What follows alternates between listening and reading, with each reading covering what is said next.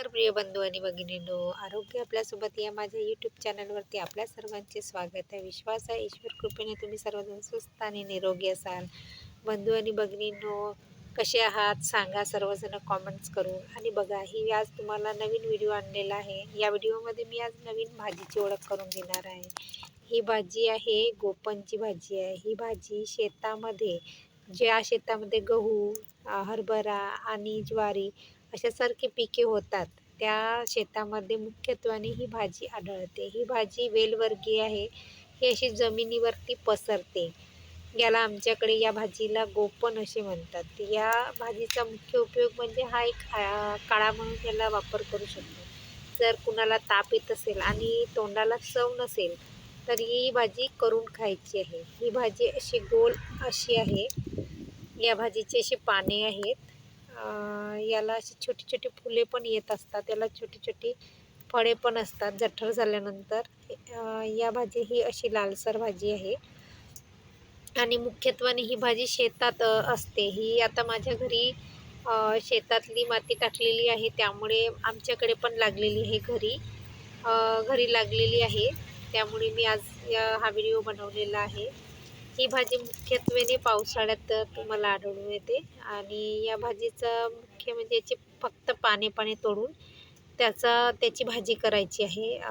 मोकळी भाजी करायची आहे.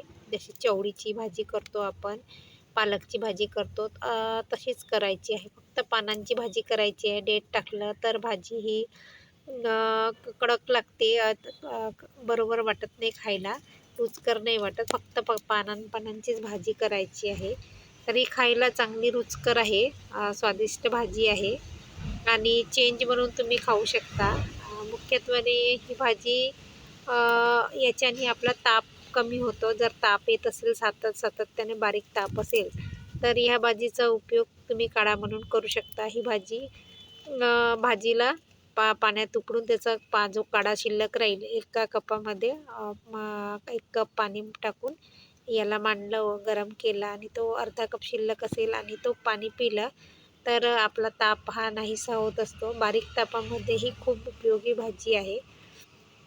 कमीत कमी दिवसातून 2 ते 3दा हा काढा प्यायचा आहे. तुमचा बारीक ताप हा हळूहळू जात असतो आणि ही भाजी खायला खूप रुचकर लागते. तुमच्याकडे आढळत असेल तर तुम्ही यांचं नाव सांगा, कारण आमच्याकडे ही गव्हाच्या शेतात वगैरे ही मोठ्या प्रमाणात असते. गहू, हरभरा, ज्वारी, कापूस या पिकांमध्ये ही भाजी आढळते. ही वेलवर्गीय भाजी आहे. अशी ही जमिनीवर लागते. ही बघा, ही अशी वेल आहे त्या भाजीची. ही अशी वेल आहे आणि ही भाजी खायला चांगली लागते. फक्त पानं याची भाजी म्हणून उपयोगात आणायची आहे. या भाजीला कांदे, लसूण अशी फोडणी घालायची आहे आणि मिरची टाकू शकतो आपण, लाल मिरची. जशी आपण चवळीची भाजी करतो तशीच अगदी करायची आहे आणि खायला चांगली वाटते ही भाजी. आणि याच्याने म्हणजे याचे गुण म्हणजे याच्याने आपला ताप जात असतो. बारीक ताप जो येत असेल तर याचा काढा करून प्यायचा आहे. तर ही माहिती तुम्हाला आवडली असल्यास